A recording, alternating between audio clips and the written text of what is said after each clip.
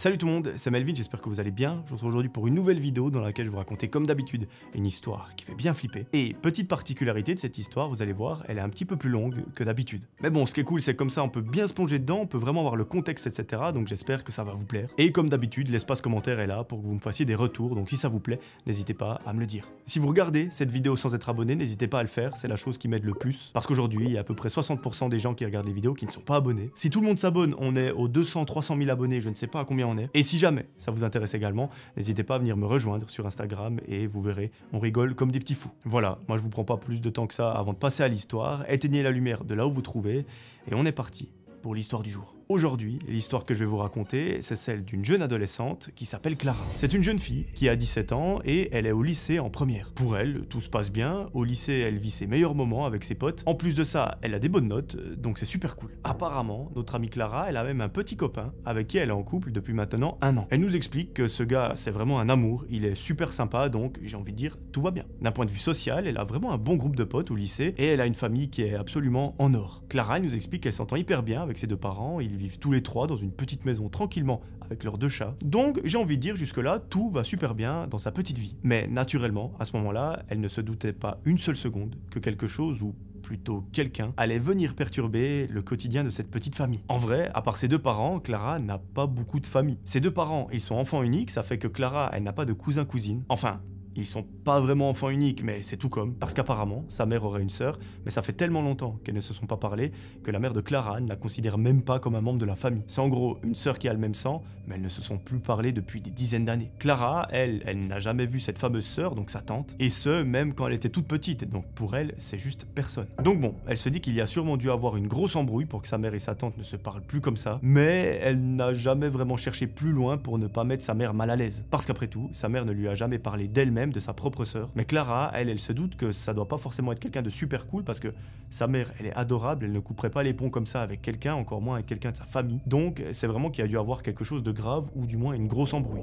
Les jours passent et Clara continue d'aller au lycée. Ses journées sont assez longues, elle se lève à 7 h du matin pour se préparer et prendre son petit déjeuner, elle file en cours et en général, elle finit sa journée vers 16-17 h. Quelquefois, elle reste un peu avec ses potes devant le lycée pour profiter de passer un peu de temps avec eux et aussi pour faire un débrief de leur journée de cours et parfois ça lui arrive de skip un peu cette partie et de rentrer directement chez elle tellement elle est crevée. Notre histoire, elle commence un jour où Clara décide de rentrer à la maison assez tôt après sa journée de lycée. Elle rentre en bus, elle descend, elle passe la porte de chez elle et dit bonjour à son père qui est déjà à la maison. Clara, elle va se poser sur le canapé, scroller sur son téléphone et prendre un petit goûter. À ce moment-là, elle est posée tranquillement et tout à coup, il y a quelqu'un qui toque à la porte. Son père va ouvrir et quand il ouvre la porte, il est vraiment confus. Devant lui, il y a une femme qui tient une valise dans sa main et qui lui sourit. Le père de Clara a une sensation hyper bizarre parce qu'il ne connaît pas du tout cette femme, mais elle lui dit quand même un petit peu quelque chose. Il se contente de lui dire « oui, c'est pourquoi ?» en pensant juste que c'est du démarchage ou un truc dans le genre, vous savez, ce genre de pubs qui sont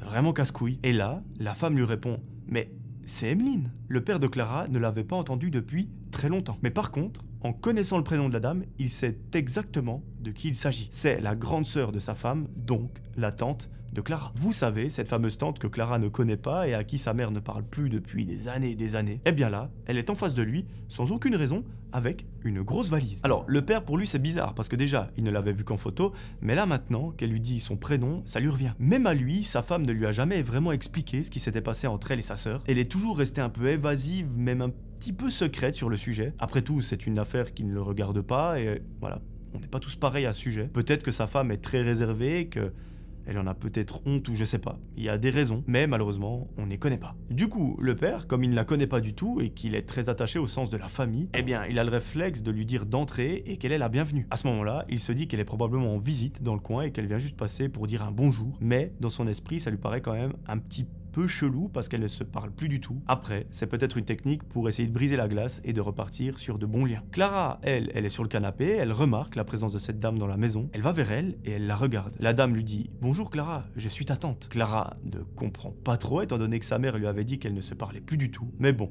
elle reste quand même polie, elle montre qu'elle a une belle éducation, elle lui dit bonjour et elle lui demande ce qu'elle vient faire là. Sa tante lui répond qu'elle est venue voir sa famille. Bon, pour quelqu'un qu'on n'a jamais vu de toute sa vie, c'est assez bizarre de dire ça, mais Clara, elle se dit que si ça se trouve, elle et sa mère ont repris contact et qu'elle ne le sait juste pas encore. De toute façon, sa mère ne devrait pas tarder à arriver, d'ici 1 ou 2 heures, elle sera rentrée du travail. Le père de Clara, vu que c'est quelqu'un de très gentil, il propose à sa tante quelque chose à boire. Ils se mettent tous les trois sur le canapé du salon et boivent un coup tranquillement en discutant. Honnêtement, Clara trouve sa tante plutôt cool.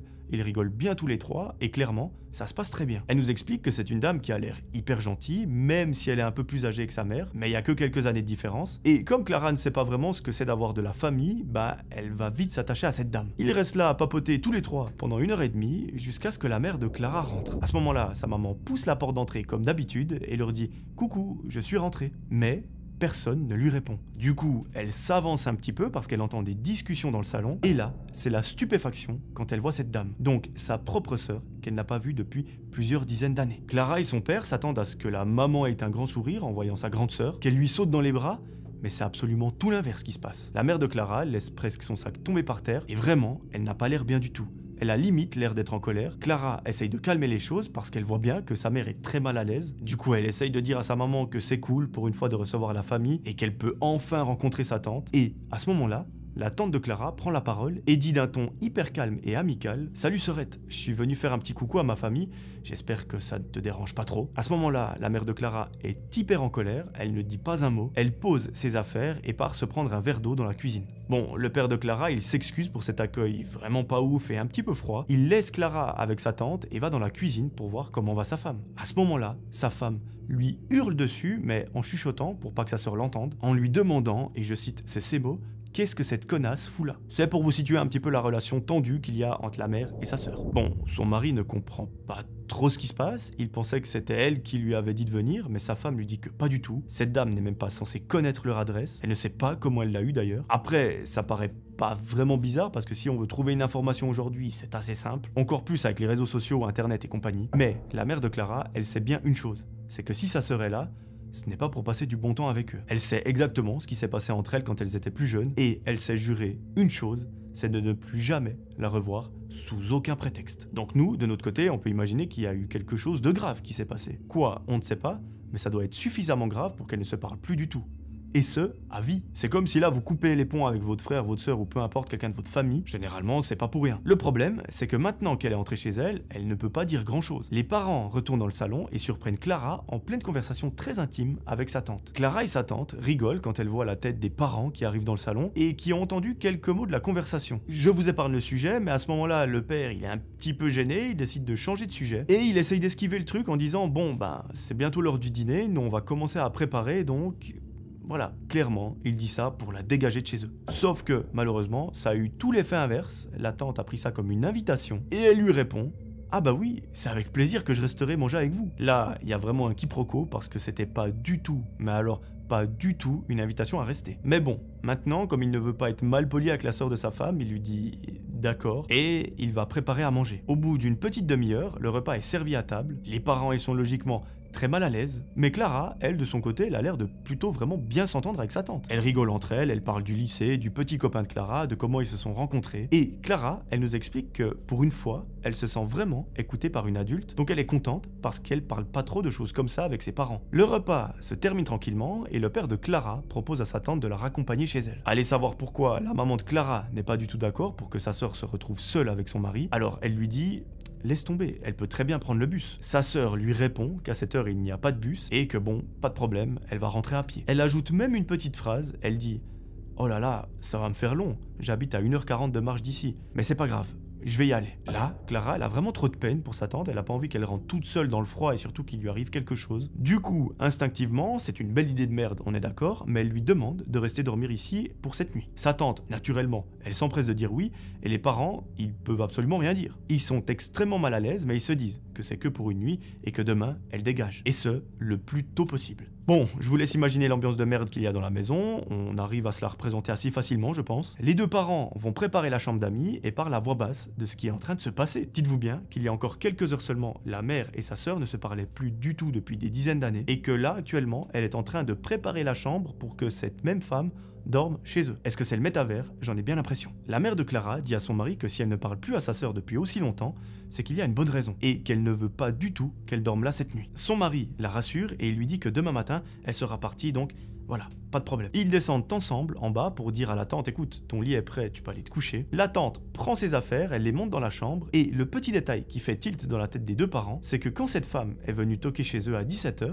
elle avait déjà une valise à la main. Donc ils ont l'impression qu'elle avait déjà l'intention de rester, et franchement, ça les met en rage parce que ça veut dire qu'elle avait déjà tout calculé. Et ce, avant même de savoir ce qui allait se passer au moment où elle arriverait. À ce moment-là, tout le monde se dit bonne nuit et chacun va dans sa chambre respective pour aller se coucher. En plein milieu de la nuit, alors que la mère est en train de dormir, elle se réveille parce qu'elle entend des rires hyper forts qui viennent de la chambre de sa fille. À ce moment-là, il est 3 h du matin, elle bosse demain et sa fille à école, donc elle se demande vraiment ce qu'elle est en train de faire. Elle se lève pour aller dans la chambre de sa fille en pensant qu'elle est au téléphone avec une copine à elle ou son copain, mais ce qu'elle va voir va la clouer sur place. En entrant dans la chambre de sa fille, elle la voit avec sa tante en train d'essayer des habits pas vraiment adaptés pour une jeune de 17 ans. Ces habits, ils sont sortis tout droit de la valise de sa tante, elles sont en train de se maquiller et de regarder un film d'horreur. Tout ça en même temps. Est-ce qu'on peut dire qu'elles sont multitâches? Oui. Vous imaginez bien, la mère, elle pète littéralement un câble et leur demande ce qu'elles font réveiller si tard, et surtout, elle demande à sa sœur ce qu'elle fout dans la chambre de sa fille alors qu'on lui avait préparé la chambre d'amis. Sa sœur lui répond juste que sa propre fille avait besoin de s'amuser, de se vider la tête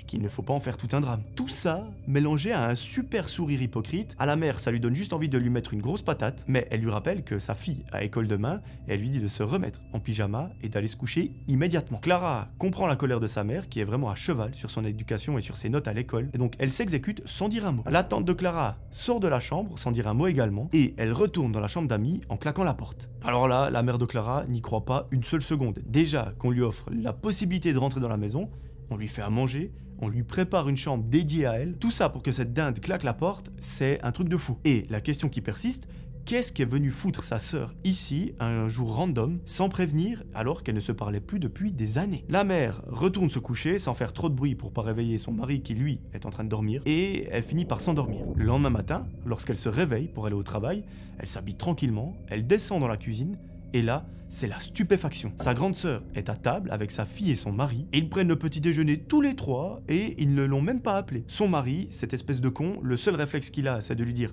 « Regarde chérie, elle nous a préparé un petit déjeuner de roi. » Je vous laisse imaginer l'état de la maman à ce moment-là, je vous fais pas un dessin. Tout le monde est en train de passer un super bon moment et de rigoler autour de cette table, à l'exception, logiquement, de la maman. Pour elle, c'en est trop, elle se dirige vers l'entrée, elle claque la porte de la maison et elle s'en va au travail sans dire un mot. Elle oublie carrément de mettre sa sœur à la porte, donc c'est pour vous dire à quel point elle est en colère à ce moment-là. La maman arrive au travail, elle fait 2-3 petites tâches et vers 10 h 15, elle reçoit un appel du lycée de sa fille disant qu'elle n'est pas à l'école. La mère de Clara est hyper surprise, mais pour pas que sa fille ait de problème, elle dit que oui, effectivement, elle était bel et bien malade ce matin et qu'elle ne viendra pas en cours de toute la journée. Elle raccroche avec le lycée et il n'y a pas besoin de faire de grands calculs pour savoir où est sa fille. Elle prend donc son téléphone portable, elle appelle sa fille, mais malheureusement, elle ne répond pas. Elle appelle son mari pour le prévenir que sa fille n'est pas à l'école, mais lui, il ne sait pas non plus où elle est. À ce moment-là, les deux parents commencent à devenir un petit peu inquiets, ils se rejoignent à la maison, et là, ils attendent qu'elle rentre. Ils attendent plusieurs heures dans l'incompréhension totale, et c'est seulement vers 19 h que leur fille rentre, accompagnée de sa chère et tendre tante. Elles rentrent toutes les deux à la maison avec des sacs remplis d'habits, elles sont hyper maquillées, elles ont toutes les deux une nouvelle coupe de cheveux, et surtout, elles sont mortes de rire, elles sont vraiment en mode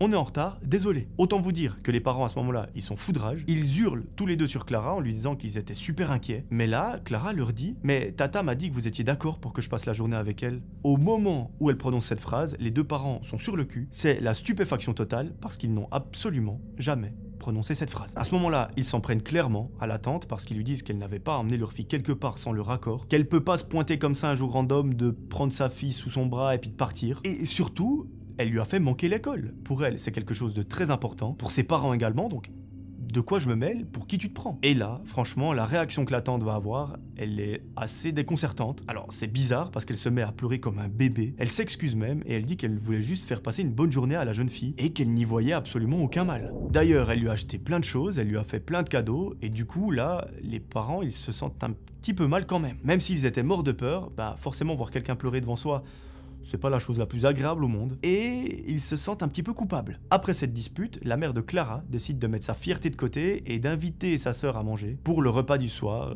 qui arrive bientôt. La tante de Clara arrête de pleurer instantanément et accepte avec un grand sourire. Les deux parents se mettent à faire le dîner ensemble, la tante de Clara, elle ressasse la journée qu'elles ont passée ensemble, et elle fait un truc qui va beaucoup énerver les parents, c'est qu'elle parle très fort, comme si son objectif c'était de faire en sorte les parents, vous êtes en train de travailler pour moi, de me faire à manger, moi je parle avec votre fille, et je le fais en parlant bien fort. Elle dit des trucs à Clara comme le fait que c'était super de passer un moment comme ça avec elle, qu'elles pourront le faire beaucoup plus souvent maintenant qu'elles se connaissent, et par-dessus tout, elle a été ravie de rencontrer son petit copain. En entendant ça, la mère de Clara n'en croit pas ses oreilles. Parce que ça fait plus d'1 an que les deux jeunes sont ensemble, mais Clara n'a jamais voulu présenter ce garçon à ses parents. Et là, comme par hasard, tombée du ciel, elle le présente à sa tante. Sa fameuse tante qui, je vous le rappelle, ne la connaissait pas il y a à peine quelques heures. Enfin, la veille quoi. La mère de Clara se sent trop mal parce qu'elle se dit que sa propre fille a préféré présenter son copain à sa tante et même pas à sa propre mère. Vous imaginez, en tant que parent, ça doit vraiment vous toucher. À ce moment-là, elle est vraiment dévastée, elle est beaucoup trop triste. Elle monte dans sa chambre en prétextant que son mari va continuer à faire le repas parce qu'elle ne se sent pas très bien. Mais en fait, elle monte se coucher. Personne ne se pose plus de questions que ça, et la petite famille passe à table. Mais sans la mère de Clara. Ils passent un très bon moment tous les trois, la mère de Clara, elle les entend rigoler depuis sa chambre, et vraiment, ça la met en rage. Elle essaye de s'endormir, heureusement demain c'est congé, et elle se dit qu'elle va pouvoir se reposer, et que normalement sa sœur devrait dégager dès le lendemain matin. Après le dîner, qui d'ailleurs s'est extrêmement bien passé, Clara décide d'aller se coucher parce qu'elle est complètement crevée. Comme tous les soirs, elle fait un gros câlin à son père pour lui souhaiter une bonne nuit, elle dit bisous à sa tante en lui faisant un signe de la main, et en lui disant à demain. Là, Clara ne comprend pas trop pourquoi, mais sa tante se met en colère. Elle lui dit « Et moi, je n'ai pas le droit à un câlin? Tu en fais toujours un à ta mère avant de dormir, n'est-ce pas ?» Clara ne comprend pas trop pourquoi, sa tante se compare à sa mère, mais elle se contente juste de lui faire un câlin et de lui souhaiter une bonne nuit sans se poser trop de questions. La jeune fille monte dans sa chambre, elle se met un petit film tranquille, elle envoie des messages à son copain et elle finit par s'endormir. Le père, lui, il reste en bas pour faire un peu de ménage et pour nettoyer la cuisine, faire la vaisselle, etc. La tante, elle est montée presque en même temps que Clara, mais 10 minutes plus tard, elle va redescendre en robe de chambre. Alors, vous me direz, c'est une tenue un petit peu particulière lorsqu'on est chez des gens qu'on ne connaît pas, enfin, même si c'est notre famille, se balader en robe de chambre ou même en slip, c'est bizarre, disons. Et surtout, devant le mari de sa propre sœur, alors qu'elle est en train de dormir. C'est chelou. La tante de Clara demande au mari s'il a besoin d'un coup de main pour faire quoi que ce soit, et lui, il lui répond gentiment que non, c'est bon, il va se débrouiller, que c'est elle l'invitée et qu'elle peut aller se coucher sans souci. Mais là, ce que la tante va lui répondre va lui paraître vraiment très bizarre. Elle lui dit « Tu sais, ça me permettrait de prendre mes marques. Après tout, ce soir, c'est moi, la femme de la maison. » Le père fronce les sourcils et il ne comprend pas pourquoi elle dit ça. Et elle ajoute « Bah oui, comme ma sœur dort, il faut bien que quelqu'un prenne le relais. Il faut bien que quelqu'un prenne soin de la maison et surtout de toi. » Le père de Clara, il comprend très vite que la sœur de sa femme lui fait du rentre-dedans, mais lui, il est carré, il ne rentre pas du tout dans son jeu. Il lui dit d'un ton sec que c'est bon, il s'occupe de tout et qu'elle peut aller dormir. La tante se contente juste de lui dire « Bon, d'accord, peut-être demain alors. » Avec une voix un peu particulière, comme si elle essayait de le draguer. Et là, le père se dit une chose. Il se dit « Mais comment ça demain ?» Cette phrase, ça lui fait comprendre que, en fait, la tante, elle n'a pas l'intention de partir tout de suite. Et ça, il nous avoue que ça le dérange beaucoup. Il entend la femme monter les escaliers tout doucement et fermer la porte de sa chambre. Il est plus ou moins soulagé, il est enfin tranquille, il va pouvoir ranger le rez-de-chaussée sans être dérangé. À ce moment-là, il hésite quand même à en parler à sa femme parce qu'il trouve ça très bizarre ce qu'il vient de se passer. Mais il a tellement peur qu'elle le prenne mal et qu'elle pète un câble qu'il décide de ne rien lui dire. Il essaye tout simplement de se convaincre que si ça se trouve, il a juste mal interprété ce qu'elle a voulu dire. Est-ce qu'il est un petit peu con? J'en ai bien l'impression. Il finit ce qu'il a à faire et il va se coucher auprès de sa femme. Le lendemain matin, ça se passe à peu près comme la veille. La mère de Clara se réveille après tout le monde. Sa sœur a encore préparé le petit déjeuner. Le problème, c'est qu'aujourd'hui, vu que la mère de Clara ne travaille pas, eh bien, elle est un peu obligée de se mettre à table avec eux et de manger ce que sa sœur a préparé. La petite famille est assise confortablement à table et elle prend le petit déjeuner, sauf que la mère, elle trouve que ce que la tante a préparé, c'est dégueulasse. Du coup, elle se lève, elle va dans la cuisine et lorsqu'elle ouvre les placards pour prendre du sel et des épices, elle est abasourdie. Absolument tout a changé de place. Instinctivement, elle se dit que c'est son mari qui a fait un peu de rangement hier quand il nettoyait la cuisine et qu'il a un peu craqué, qu'il a décidé de changer des trucs de place, donc elle le regarde et elle lui demande où est le sel. Son mari ne répond pas, il fait juste un non pour lui dire qu'il ne sait pas, et là la mère comprend très vite que c'est sa sœur qui a absolument tout changé, et ce sans lui demander son avis. Et elle nous explique que absolument tout est inversé ou rangé d'une autre manière, que tout ça a dû prendre au moins 3 heures, du coup ça veut dire que sa sœur s'est levée au minimum à 6 heures pour faire tout ça. Mais dans quel intérêt? Elle crie sur sa sœur en lui disant qu'elle n'avait pas à toucher à l'organisation de sa cuisine, que c'est rangé comme elle le veut, que c'est sa maison. Sa sœur lui répond qu'il n'y a rien de mal, qu'elle voulait l'aider parce qu'elle la sent dépassée par son travail, et surtout qu'elle lui reproche de ne pas assez prendre soin de sa famille. Elle ajoute que comme elle avait un peu de temps, elle a décidé de ranger la maison et de faire comme chez elle. Là, franchement, c'en est trop pour la mère de Clara, elle en peut plus, que sa sœur squatte chez eux, elle espère qu'une seule chose, c'est qu'elle dégage aujourd'hui et très rapidement. La maman part dans le salon pour se calmer un petit peu, sa fille la rejoint pour lui demander ce qui ne va pas, mais sa mère ne lui dit rien. Elle lui dit juste que c'est la fatigue et qu'elle va sortir un petit peu pour prendre l'air. La mère prend son sac et elle part de la maison. Elle en profite pour aller se balader un peu, mais pas trop longtemps, parce qu'elle n'est vraiment pas rassurée de laisser sa fille et son mari seuls avec sa propre sœur. Je sais pas, elle a un mauvais pressentiment, mais elle a vraiment besoin de prendre l'air pour se calmer et faire retomber la pression. Elle marche à l'extérieur pendant une petite demi-heure et enfin, elle décide de rentrer chez elle. Quand elle arrive à la maison, elle voit sa sœur en train de faire la vaisselle. Rien d'anormal pour le moment, sauf que quand sa sœur se retourne, elle se rend compte que quelque chose a changé sur elle. Au début, elle ne distingue pas vraiment quoi, elle met quelques secondes à comprendre, mais ce qu'elle va voir va la scotcher sur place. Sa grande sœur est maquillée et coiffée exactement comme elle. Elle a un chignon haut, du rouge à lèvres rouges, elle a dessiné ses sourcils et a mis des bijoux. La mère de Clara, elle comprend très vite qu'elle en a profité pour aller dans sa chambre lorsqu'elle était sortie et qu'elle s'est approprié ses affaires. C'est qu'à son cou, sa sœur porte le collier que leur mère lui a laissé en héritage. C'est un collier hyper important pour elle et surtout très symbolique, et si c'est à elle qu'elle lui a donné, c'est pour une raison bien particulière. Les grands-parents de Clara ne considéraient plus leur aînée comme leur fille, ils ne lui ont rien laissé après leur mort, et là que sa sœur aille dans sa chambre fouiller et qu'elle s'approprie son maquillage et ses bijoux, et surtout ce collier en particulier, c'en est trop. La mère de Clara, à ce moment-là, elle se met dans une colère noire. Je pense que si vous croisez son chemin à ce moment-là, elle vous pète la gueule. Elle la prend par le bras et elle lui dit « Arrête ton petit jeu maintenant ». Sa sœur fait mine de ne pas comprendre et sourit en disant « Je ne vois pas du tout de quoi tu parles. Je n'ai rien fait. Je me suis juste faite belle. Tu aimes ? En tout cas, ton mari m'a dit qu'il trouvait très jolie comme ça. » Oh putain les amis, la mère de Clara, à ce moment-là, elle a à deux doigts de lui mettre une droite et une gauche, mais Clara arrive dans la cuisine et elle ne comprend pas ce qui se passe. Sa mère fait mine de rien parce qu'elle ne veut pas la brusquer et surtout la choquer. Et là, tout à coup, sa tante lui dit « C'est rien ma puce, juste une querelle entre mères », avec un sourire extrêmement flippant. Alors, Clara, elle ne comprend pas du tout parce que sa tante n'a pas d'enfant à sa connaissance et que du coup... c'est hyper chelou de dire ça. Mais bon, pour calmer un peu le truc, elle propose à sa tante et ses deux parents de faire tous ensemble un jeu de société.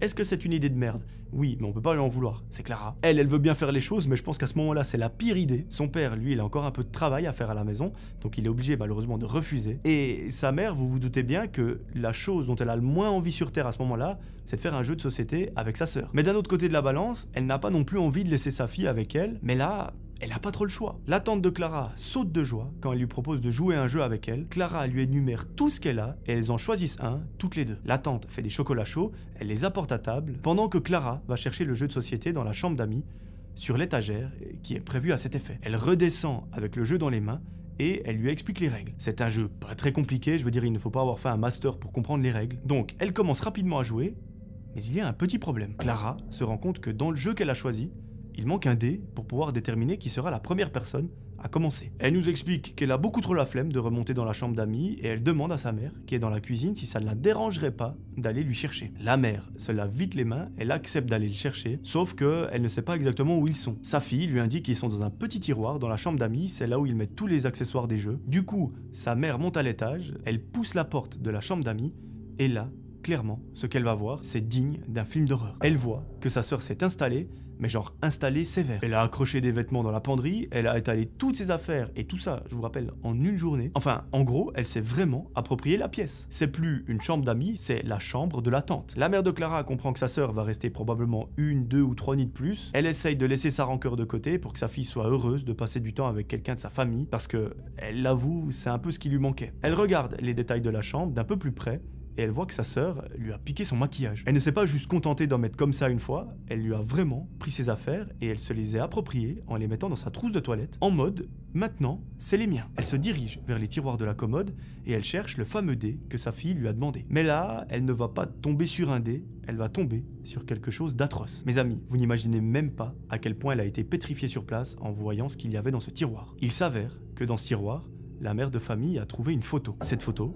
c'est un portrait de famille de Clara avec ses parents, sauf que sur l'image, bien encadré et bien joli, il y a un truc qui cloche. La tête de la mère a été découpée et remplacée par la tête de sa sœur. Donc de la tante. C'est vraiment la stupéfaction à ce moment-là. Elle est horrifiée de voir cette photo, mais elle a une réaction assez intelligente. Au lieu de descendre tout de suite et de confronter sa sœur, ce qu'elle fait, c'est qu'elle rassemble toutes ses affaires et elle remet absolument tout dans sa valise. Elle garde juste le cadre, elle ne veut pas que sa sœur puisse l'emmener avec elle. Elle prend la valise, elle descend en bas en furie, elle jette littéralement la valise à la gueule de sa sœur en lui disant « Maintenant, tu dégages, espèce de connasse ». Tout le monde essaye de comprendre, tout le monde est hyper choqué de ce qui est en train de se passer, parce que bien que la mère soit un petit peu impulsive, c'est pas vraiment son tempérament de mettre quelqu'un comme ça dehors d'un coup. Mais là, dites-vous que la mère se met que à hurler sur sa tante. Sa sœur se lève tout lentement, elle sourit et elle se contente juste de dire « D'accord, je m'en vais ». Elle regarde Clara et lui dit « À très bientôt ma chérie ». Elle prend sa valise, elle claque la porte et elle s'en va. Alors là, Clara et son père, ils n'y comprennent absolument rien. Ils sont d'ailleurs hyper troublés de ce qui est en train de se passer devant eux et avant qu'ils ne disent quoi que ce soit, la mère de famille sort le petit cadre qu'elle a trouvé dans la chambre de sa sœur. Clara et son père se regardent avec des gros yeux parce qu'ils trouvent ça hyper glauque. Ils comprennent maintenant pourquoi la mère l'a mise dehors immédiatement et sans avertissement. Et là, la mère leur rappelle que si sa sœur et elle ne se parlent plus depuis plus de 15 ans, c'est forcément qu'il y a une bonne raison. Même après tout ça, la mère de Clara n'a pas voulu lui dire ce qui s'était réellement passé quand elles étaient plus jeunes. Mais au vu du comportement de sa tante quand ils étaient chez eux, Clara se rend bien compte que ce n'était probablement pas une personne très fréquentable et qu'elle était peut-être même mauvaise ou carrément pire, dangereuse. Ce n'est que quelques petites années plus tard, lorsque la famille reparle de ce qui s'est passé ce jour-là, que la mère de Clara va lui avouer à elle et son père ce qui s'était passé pendant leur enfance pour qu'elle et sa sœur ne se parlent plus du tout. En fait, il s'avère que quand elles étaient petites, la mère de Clara et sa sœur étaient vraiment très différentes. La tante de Clara avait des fréquentations horribles, elle buvait de l'alcool alors qu'elle avait à peine 14 ans, elle s'habillait pas du tout comme une jeune de son âge, et surtout, son comportement était juste atroce. Atroce à quel point les grands-parents de Clara l'avaient mise à la porte tellement ils n'en pouvaient plus d'elle. La tante s'était alors retrouvée déscolarisée, elle squattait chez des potes à droite à gauche pour dormir, et vraiment, elle avait une vie misérable. Allez savoir pourquoi, mais cette fille-là, elle a toujours rendu responsable sa sœur de sa situation, donc la mère de Clara, alors qu'elle n'avait absolument rien fait. La mère de Clara, elle était juste normale, et ça la dérangeait. Et après ce qui s'est passé, c'est que quand elles étaient un petit peu plus âgées, quand elles avaient toutes les deux à peu près 20 et 25 ans, la tante de Clara est réapparue dans la vie de sa mère en faisant style qu'elle avait changé et qu'elle avait besoin d'aide. À l'époque, la mère de Clara venait de prendre un petit appartement et elle a décidé d'héberger sa sœur pour l'aider comme une sœur le ferait. Et surtout parce qu'elle avait pitié d'elle. Sauf que c'est à ce moment-là précis que tout a dégringolé. La tante de Clara continuait à faire n'importe quoi, elle mettait le bordel dans l'appartement de sa sœur, elle ne faisait pas les courses, pas le ménage, rien du tout. Parfois l'après-midi, elle allait faire une sieste dans sa chambre alors qu'elle avait sa propre chambre. Enfin bref, c'était vraiment devenu n'importe quoi et la mère de Clara, elle vivait un véritable enfer. Mais malheureusement, la maman de Clara, elle est tellement gentille, c'est tellement une personne adorable qu'elle l'a gardée quand même un certain temps chez elle. Jusqu'au jour où elle a décidé de lui présenter son copain malgré elle, parce que des fois il venait à l'appartement, et là, la mère de Clara voyait bien qu'il y avait quelque chose de bizarre. Sa sœur était hyper proche de son copain, elle faisait toujours en sorte d'essayer de se retrouver seule avec lui à l'appartement. Elle demandait même à sa sœur, donc la mère de Clara, d'aller faire une petite course par exemple, pour qu'elle soit seule. Et la mère de Clara, elle est pas dupe, elle n'a jamais laissé son copain et sa sœur que tous les deux, donc il ne s'est jamais rien passé, en tout cas à sa connaissance. En fait, elle voyait bien ce que sa sœur essayait de lui faire, elle essayait de lui piquer toute sa vie tout entière, et après cette histoire, la mère de Clara avait mis sa propre sœur à la porte, et elle s'était jurée que de toute sa vie, elle ne ferait plus jamais quelque chose avec sa sœur. Dites-vous que même à la mort de leurs parents, les deux sœurs ne se sont même pas reparlées. La mère de Clara, elle a décidé d'aller vivre loin de leur ville natale pour être sûre de ne plus jamais retomber sur cette sœur, mais quand elle l'a vue chez elle avec sa fille et son mari 20 ans plus tard, elle a compris qu'elle l'avait retrouvée et qu'elle n'avait pas changé. Toujours pas de boulot, toujours pas de mari ni d'enfant, alors forcément, pour elle, c'était plus facile de s'approprier une vie qui était déjà créée par quelqu'un d'autre, plutôt que de créer sa propre histoire et sa propre vie. Ce jour-là, quand elle a vu sa sœur assise sur son propre canapé, elle a compris qu'elle était revenue pour la même raison, prendre sa place, et toute sa vie. Et le pire dans tout ça, c'est qu'on ne sait pas ce qu'aurait pu être la suite. Peut-être qu'elle aurait carrément kidnappé Clara, on peut tout imaginer. Heureusement que cette femme a été mise à la porte et on espère qu'elle n'est jamais revenue. L'essentiel, c'est que la famille soit heureuse, qu'elle soit en sécurité. Et la chose qu'on peut souhaiter à la tante, c'est de se reprendre en main, de se construire sa propre histoire plutôt que d'essayer de voler celle des autres. Et si elle n'arrive pas, j'ai envie de dire tant pis, c'est ses propres choix. Voilà, j'espère que cette histoire vous aura plu. C'est un défi pour moi, c'est pas vraiment une histoire d'horreur. Mais je me suis dit que l'histoire était vraiment intéressante. Enfin,